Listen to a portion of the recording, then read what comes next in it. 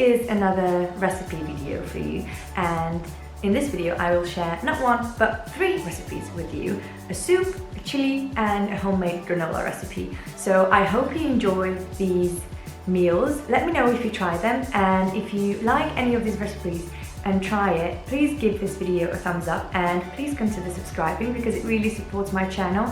And about the recipes, they are all oil-free, refined sugar-free and whole food plant-based. So I hope that with Veganuary, or your just clean eating January, is going well, and I think these recipes are a great addition to any diet that's focusing on just cleansing and maybe a little bit of weight loss even. So I hope you guys enjoy this video, and as I've said, please give this video a thumbs up and consider subscribing, and let's jump into the video.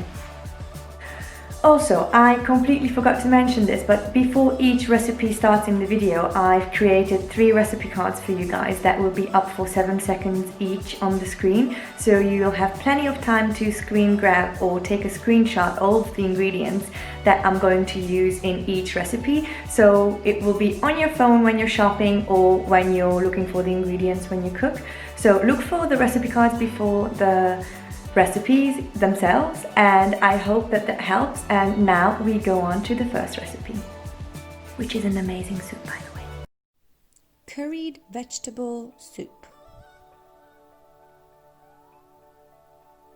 So these are all the ingredients that we're going to use for the vegetable soup. I hope you screen grabbed the recipe card and that it helps you along your cooking journey. But this is what I like to do normally as well, to have all my ingredients lined up so that they're just easy to reach and I don't forget to add anything else. And whenever I'm cooking, I like to have a spare empty bowl at hand, so that whenever there's scraps from onions or carrot peels, it goes straight in there, and then it's really easy to get rid of at the end of the cooking process. So for this soup, I really just chopped the onions into half and then chopped it roughly because I really enjoy the texture of the onions in the soup. It goes really well with the curried just Thai soup. And look at me playing around with slow motion, and that goes in there as well. As you probably know by now, I saute the onions on water, and whenever they're nice and brown, I add the chopped cabbage. And this is half a head of cabbage, and I give it a good stir, and then I let it simmer in some heat and added some more water to it so that the cabbage gets nice and moist and soft. And this takes about 3 to 5 minutes, and whenever that's ready, I add the rest of the chopped vegetables. So these are the chopped mushrooms, the chopped carrot and parsnip, and I forgot to chop my oyster mushrooms, so that's what I'm doing right there.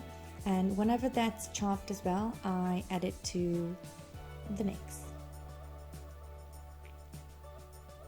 like so.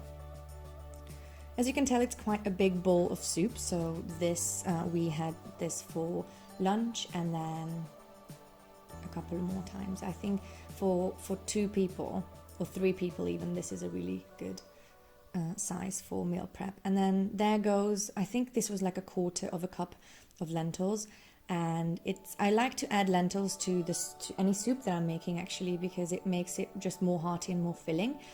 So it's a great addition when you're cooking soup. Okay, moving on. This is the point where you add the liquid. So all the spices and all the liquids are going in, you stir it well, and then you cover it and let it simmer for as long as it takes for the carrots to just soften a bit. That's about, I would say it's 10 to 15 minutes. And I really like to taste it the whole soup when it first simmers, and to see if I need to add anything more. And that's the whole soup for you guys.